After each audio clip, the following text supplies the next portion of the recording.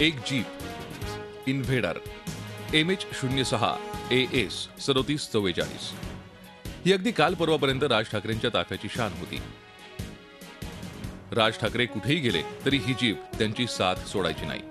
पण आता ती जीप बोरिवलीतल्या तिच्या मूळ घरी परतलीये आणि इतके दिवस कृष्णकुंज असणारी ही इन्व्हेडर आता प्रवीण दरेकरांच्या कार्यालयाबाहेर पार्क करण्यात आली आहे।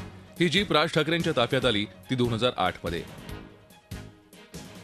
मराठीच्या मुद्द्यावर राज ठाकरेंनी रान पेटवल्यावर त्यांची सुरक्षा कमी करून झेडहून वायवर आणण्यात आली।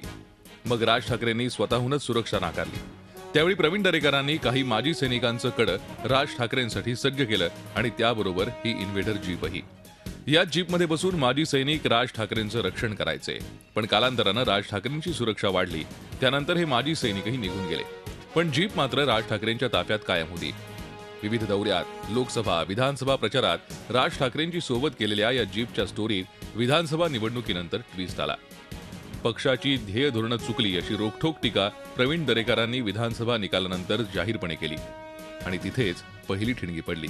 पाठोपाठ प्रवीण दरेकरांनी पक्षाच्या सरचिटणीस पदाचा राजीनामा दिला। पक्ष नेतृत्वानंही कठोर भूमिका घेत सगळ्यांचे राजीनामे स्वीकारले।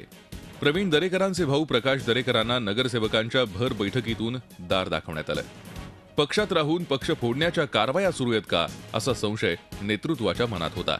त्यामुळे राजीनामे दिलेल्यांशी कुठल्याही प्रकारचा संपर्क ठेवू नका असं फरमान कृष्णकुंजवरून सुटलं।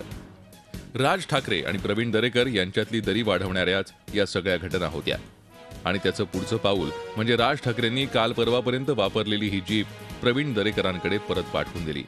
आता ती दरेकरांच्या कार्यालयाबाहेर उभी आहे।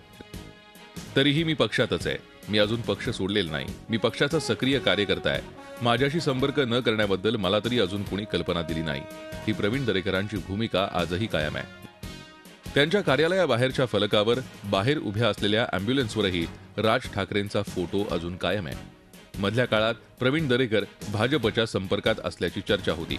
त्याचबरोबर विविध राजकीय पक्षांकडून त्यांना ऑफर असल्याची चर्चा आहे। पक्ष नेतृत्वानं परतीचे कापलेले दोर अशी सध्याची परिस्थिती आहे। त्यामुळे राजकीय अस्तित्व टिकवण्यासाठी नव्या वर्षात प्रवीण दरेकर नवा राजकीय घरोबा करतील अशी तरी चिन्ह आहेत।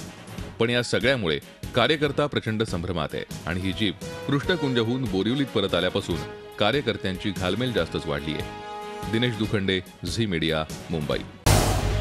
झी 24 तास रहा एक पाऊल पुढे।